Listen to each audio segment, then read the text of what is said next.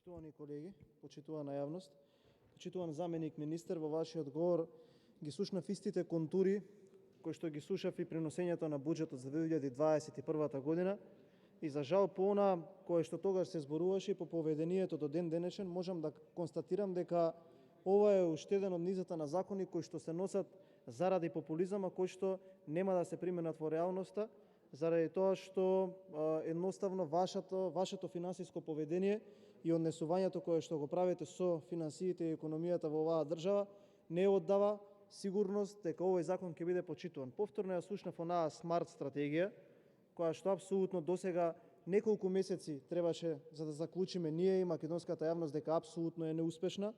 Понатаму онаа 5-годишна стратегија за раст, па понатаму онаа 5-годишна стратегија за намалување на јавниот долг, можеме да видиме дека апсолутно е неуспешна заради тоа што од моментот кога тоа првпат се продуцираше во јавноста, со целото поведение натака видовме дека таа стратегија стои само на хартиите во вашето министерство, односно е под еднаква важност и под еднаква искористеност има за македонското граѓанство, исто како оној шарен буџет на Нина Ангеловска, па ние можевме да видиме дека се она кое што беше споменувано од аспект на финансии во изминатиот период беше одредено задолжување во кое што се спомнуваа милиони евра, а кое што половина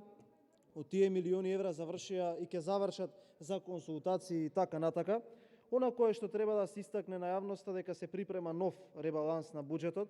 во кој што, како што можев да заклучам од она експозе на министерот, ќе се кратат средствата на оние институции за капитални расходи кои што не се искористени, нешто за кое што ние алармиравме, нешто за кое што ние зборувавме, па сега доколку некој е заинтересиран и доколку истражи пубаво и доколку ги види вашиот, говорот на министерот и говорот на пратениците од мнозинството, може да види дека само за неколку месеца комплетно спротивно се случува од она кое што се зборува и тогаш апелиравме дека е потребно да се искористуваат тие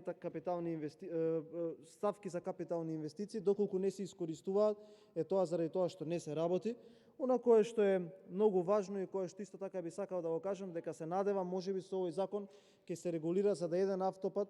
5 години да не може да се заврши скоро готов, односно 60 километри Кичев-Охрид да не може да се направат за 5 години, да се подпишуваат само анекси, ти да бидат поскапи и граѓанството на Република Македонија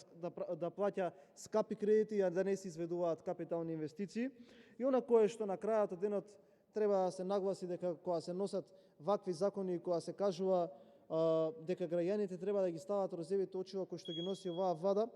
дека има нула проекти, дека се плаќаат поскапи даноци, дека струјата ќе поскапи, најава од утринава на премиерот Заев, дека потрошувачката кошничка се повеќе расте, дека инфлација има и дека земјиштето ќе се продава за да може да создаваме нови олигарци. Така да можам да заклучам дека ова е само уште еден закон кој што ќе продолжи да се крши од оваа влада. Благодарам.